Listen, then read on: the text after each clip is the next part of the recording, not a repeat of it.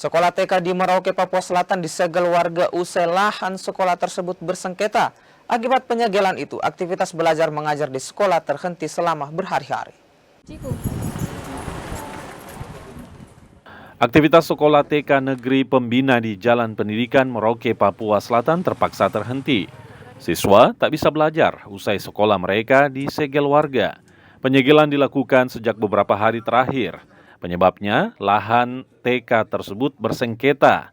Warga yang menyegel bilang lahan tersebut merupakan tanah adat. Dinas Pendidikan Merauke pun angkat suara perihal aksi warga ini. Disdik berharap warga menempuh jalur hukum atas sengketa lahan TK Negeri Pembina. Silakan arahkan masyarakat ikuti prosedur. Jadi kalau seandainya masyarakat merasa tanah masih belum diselesaikan, ada prosedurnya, ada jalurnya. Masyarakat silakan mengadu ke pengadilan.